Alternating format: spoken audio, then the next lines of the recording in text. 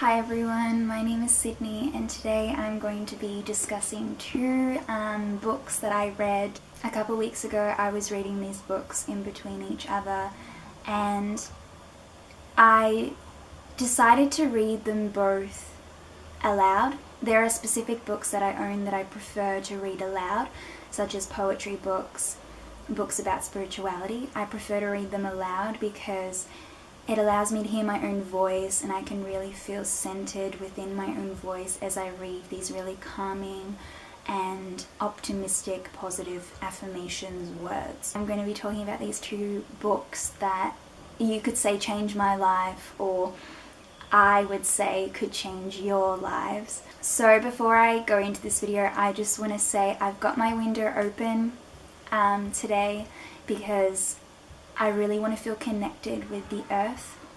I want to hear the sounds around me today. That's what I'm really feeling. I just finished doing a short meditation, a short little yoga practice, and I feel really centered and really calm, but I feel quite sensitive at the moment. I was in tree pose, which is this pose where you stand with one leg against your knee, which is kind of like a retiri if you guys know ballet terms, and I had both my arms up reaching towards the sky, towards my ceiling, and I was naming people in my life that I had lost within the past year. And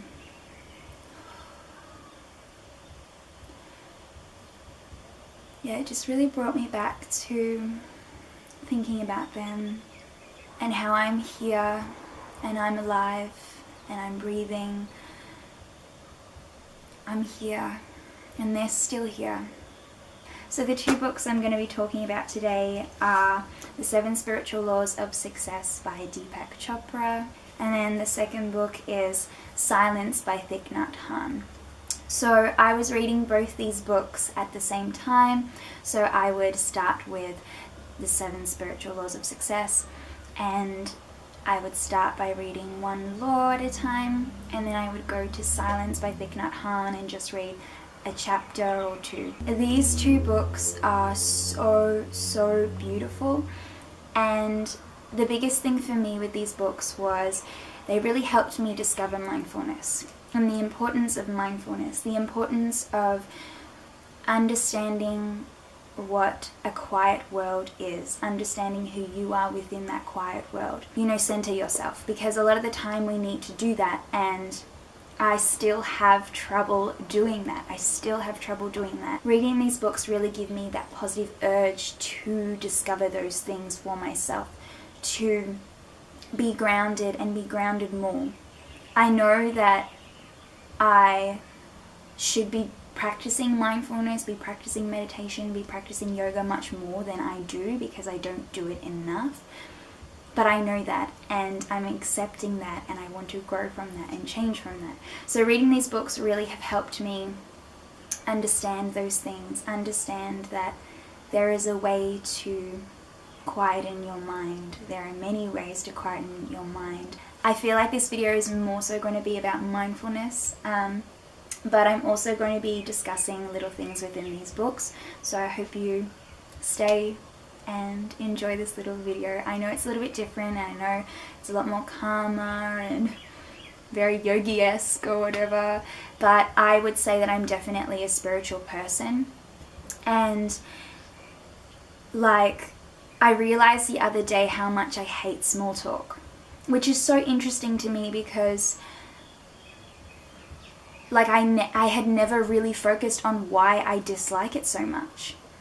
And I was saying to myself constantly, I'm looking for people that I can have deep conversations with. Those are the people I want to keep close, the people I want to surround myself with, people that I can be real with and talk about so many different things with, And I'm very grateful that I have friends that I'm able to be like that with. And it really made me think about how I talk with my friends. But I think I'm going on a different rant. But I really appreciate deep conversations, spiritual conversations, going on a different level. And it doesn't matter who you're with. You don't have to love that person. You don't have to be sexually attracted to that person. Like, it's about your heart combining with someone else's, you know what I mean? You're expressing your personality with someone else's personality and understanding them whilst they're trying to understand you. I think it's a really beautiful thing in terms of trying to connect with someone, especially on a deeper level. Anyway, I'm going to start by talking about Silence by Thich, Nhat, Hanh. So this book was really wonderful because it kept making me think towards imagining myself within a retreat with so many people within a room and all of us together meditating. I really want to one day do a group meditation. I think would be one of the most beautiful experiences. I think it would be really hard, but I think it would be the most beautiful way to connect with the people in the room. I believe that we all have energy, and there are certain people that you will gravitate towards more than others, which is why I also believe in astrology and like horoscopes and all that. I once upon a time did it maybe in high school, but I didn't understand meditation then, and I didn't really focus on it or think about it as something positive. I always thought about it as like nap time, you know, but it shouldn't be thought about it like that. Obviously, it's okay to fall asleep during a meditation, but meditation is about silencing your mind and focusing on something else. So people within meditation usually focus on their breath. They usually listen to their thoughts and let them slowly dissipate. So there's many different things that you can do within meditation. I like to really try to silence my mind, but I've found that it's really hard for me to silence my mind. I'm constantly thinking all the time, which I think is really important for me to know, because yoga and meditation, they are like key things to do within your life, within your daily kind of practice that you should do, that I should do in order to silence the mind more. I'm constantly in my head, constantly overthinking about things, and that's not right. I have to get out of my head and I have to focus on, I don't even need to focus on anything, just myself. Listening to myself breathing, listening to my heart beating. There are a few things in here that I just want to say to you guys. I dog tagged a lot of things in here and I highlighted a whole freaking lot. So I'm just going to go through some things with you. And this was the kind of first passage that I needed a second to just step back and look at who I am in this world. So I'm going to read this for you on page 14. When you ask the question, who am I? If you have enough time and concentration, you may find some surprising answers. You may see that you are a continuation of your ancestors. Your parents and your ancestors are fully present in every cell of your body. You are their continuation. You don't have a separate self. If you remove your ancestors and your parents from you, there's no you left. You may see that you're made of elements, like water for example. If you remove the water from you, there's no you left. You are made of earth. If you remove the element earth from you, there's no you left. You are made of air. You need air desperately. Without air, you cannot survive. So if you remove the element of air from you, there's no you left. And there's the fire element, the element of heat, the element of light in you. You know that you are made of light. Without sunlight, nothing can grow on earth. If you continue to look, you see that you are made of the sun, one of the biggest stars in the galaxy. And you know that the earth, as well as yourself, is made of the stars. So you are the stars. On a clear night, look up and you can see that you are the stars above. You are not just the tiny body you normally may think of as yourself. I love this because it makes me think about how much we all have to offer. I actually posted this passage on one of my Instagram posts and I got a lot of different feedback on it. Some people had said that it had made them feel completely insignificant, that there are so many higher things in this world that make them feel so small. And I didn't think that way at all, so I was really interested to hear other people's thoughts on it. But I to me, it was just so beautiful. We are made up of all these different elements, and when you really think about it, when you ask yourself that question, who am I? We go to so many different things. We go towards our occupations. We go to our backgrounds. We never talk about what really makes up who we are, like this body, our past, you know? We always are just kind of looking at what we're presently doing, you know? But you could take it so many different ways. You can look towards your past, how that makes you who you are today. You can look at your present life and look at how your occupation, all these things around you, your people make you. But you could also look towards your future, who you want to become. And I really love this notion of past, present and future, because they all interweave. Whilst we have to stay in the present, they all interweave with each other, and they're all super important. We need them all to understand where we align within that spectrum. So within this book, it's really beautiful because there's a lot of different practices that you can go about meditation. And so Thich Nhat Hanh writes these little passage things that you can say whilst you're breathing in, whilst you're breathing out. I really loved this one on page 43. Breathing in, I know I'm breathing in. Breathing out, I know I'm breathing out. Breathing in, my breath goes deep. Breathing out, my breath grows slow. Breathing in, I'm aware of my body. Breathing out, I calm my body. Breathing in, I smile. Breathing out, I release. Breathing in, I dwell in the present moment. Breathing out, I enjoy the present moment. Another one that I really loved was the last one in the book. The last one I think is my favorite. Breathing in, I know I'm breathing in. Breathing out, I know I'm breathing out. Breathing in, I see myself as a flower. Breathing out, I feel fresh. Breathing in, I see myself as a mountain. Breathing out, I feel solid. Breathing in, I see myself as still water. Breathing out, I reflect things as they are. Breathing in, I see myself as space. Breathing out, I feel free. So on page 56, this really resonated with me because I'm someone who, I can't just sit down and meditate. Like, for me, it's really hard because of my thoughts, because of my mind constantly being in the way of everything. But these books make me want to change, make me want to be better at that. So it's really interesting to read other people's perspectives on it and to understand that it's okay to be not very good at meditation, you know. It's a work of art. It's a matter of practicing it as much as you can, whether you feel like it's better to do it in the day, in the morning, or at night, or, you know, each time. It's just a matter of who you are and how much you do it and where your focus is. So this is on page 56. I know some people who don't like to sit still. It's just not how they relax. Some even find it very painful. One woman I know decided she could never meditate because it just didn't work, so I asked her to take a walk with me. I didn't call it walking meditation, but we walked slowly and with awareness, enjoying the air, the feel of our feet on the ground, and just walking together. When we came back, her eyes were bright and she seemed refreshed and clear. If you can take just a few minutes for yourself to calm your body, your feelings, and your perceptions in this way, joy becomes possible. The joy of true quiet becomes a daily healing food.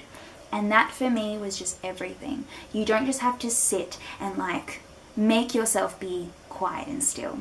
You can still have your eyes open and be a witness to the world. You can still walk, you can run, you know, you can do whatever you want. You could be making a meal and you could be meditating throughout making that meal. Meditation can be within so many different things. And having Thich Nhat Hanh reiterate that to me was really wonderful. I needed to hear that. This is a line I really loved on page 73. Everything is an object of our mind and is coloured by our perception. The world we live in, our separate individual worlds, are what we manifest. Which is a massive thing as well to think about law of attraction. I'm not sure if any of you have seen The Secret or read The Secret, but you really should. I haven't read The Secret, but I watched the movie The Secret. And it's all about the law of attraction, which is you basically announcing to the world, announcing to yourself that you already have that something that you want. For example, that boy you really want, that job you really want, how you're going to get that money. You know, people use it for many different things, where they're going to live in the future. They manifest it, and one day they get what they wanted. And it's a really beautiful way of looking at the world. Like, you are completely in control of your life. And I really like to believe in the law of attraction. I really believe in manifestation, because there are so many things that you've been given that is a result of your thoughts, which is a completely other thing, because when we are within meditation, we usually silence our thoughts. But it's also really good to appreciate your thoughts, because they make up your life, they make up who you are, and the world around you is based off your manifestations. I really do think so. So a lot of people like to create mood boards, has pictures and words on it, and they like to read it every day, or like lines saying, I am this. Like, you have to act like you already have it, and one day you will. Another thing you should also do is check out this YouTuber. Her name is Hitomi. I'll leave her link down in the description box.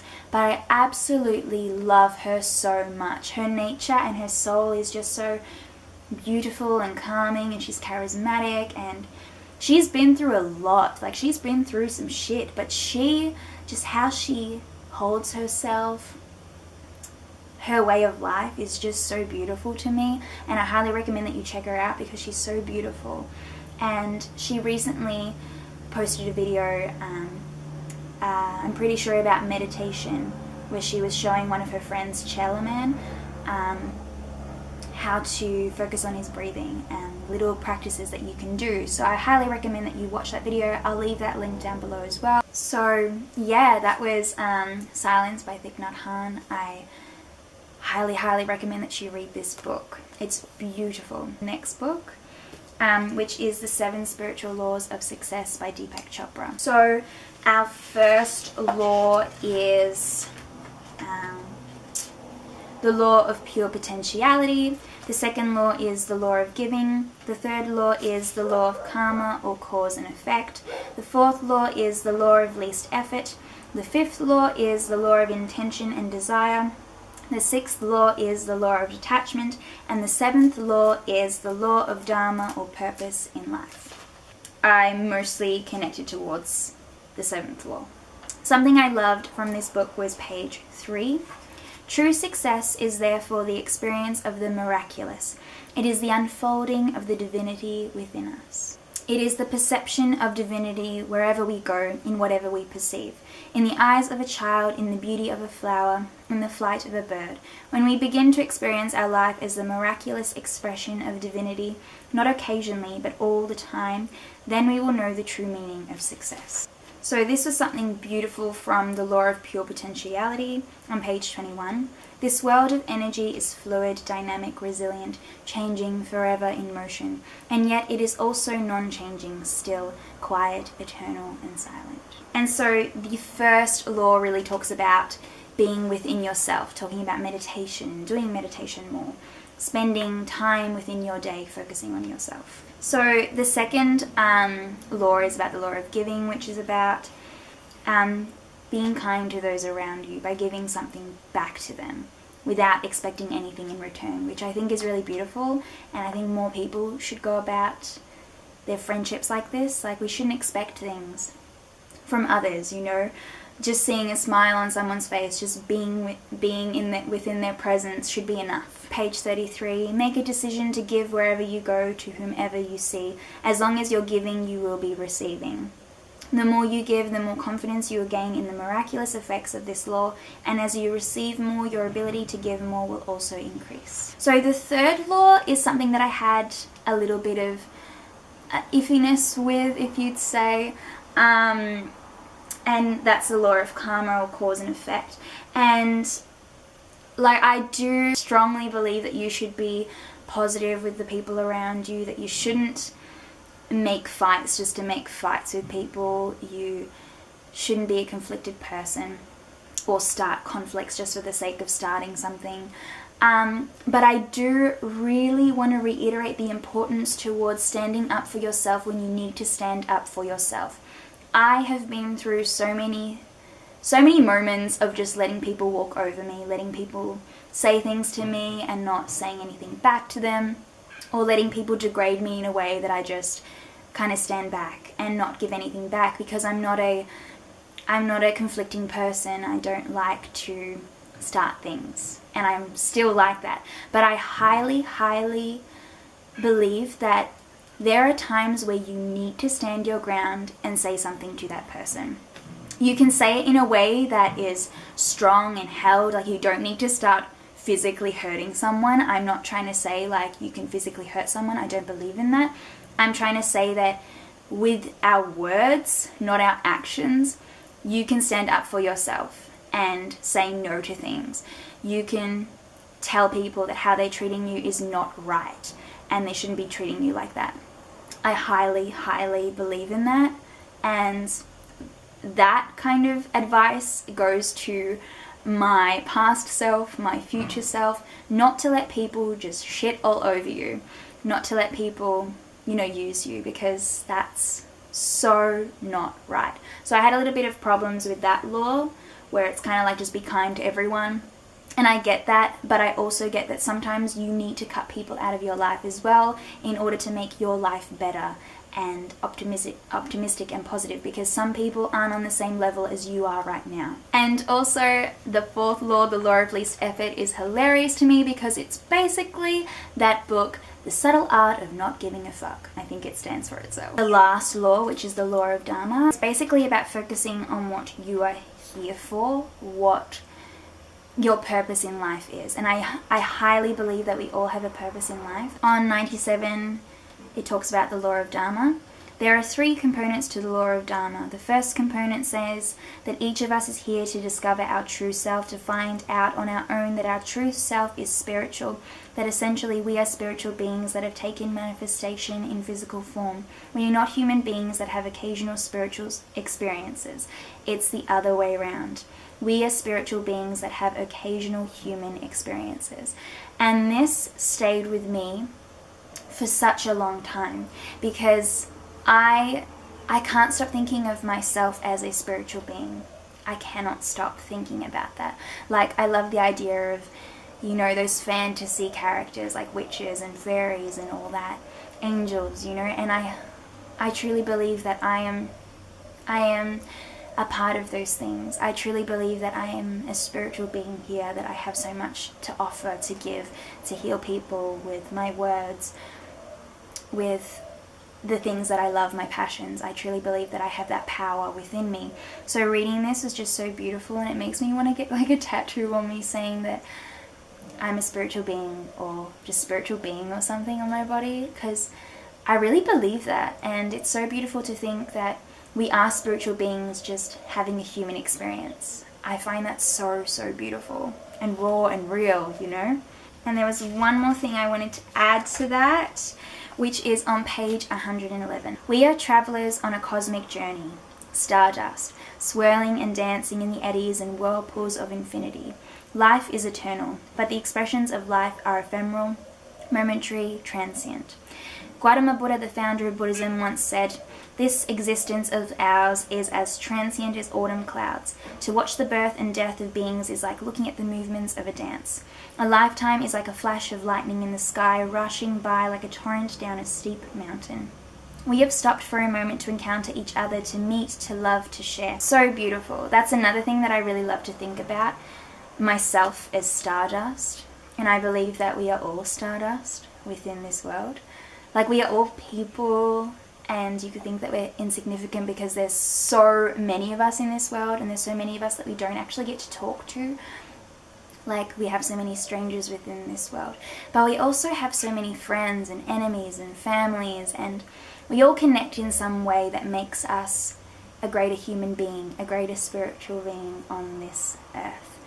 And I just really love to think about myself as a spiritual being, as stardust. They're really beautiful things to imagine yourself as, and I really believe that.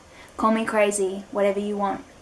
but I really do believe that. So, and it makes me feel really beautiful as a person, that I am so much more than other people think. So I hope you guys enjoyed this video. I know it was a little bit different, but I wanted you guys to kind of experience more of my spiritual side, because I really do have a spiritual side that I want to express more. There's so many things I believe in, like the law of attraction, manifestation, and all these things like mindfulness, that are practices that you guys can do at home, that you guys can do anywhere. So if you guys liked this video, please give it a thumbs up so I know. If you'd like me to go into depth of anything that I've discussed within this video, please leave a comment and I can do that. I love talking about this stuff. It just makes me feel really wonderful and raw and real with you guys, because it allows me to go into stories of myself and just talk about life. So yeah, please go pick up these books. They are amazing. Go have a pajama day, do some yoga, do some meditation, and enjoy life for what it is, because it is beautiful. And yeah, as usual, bye!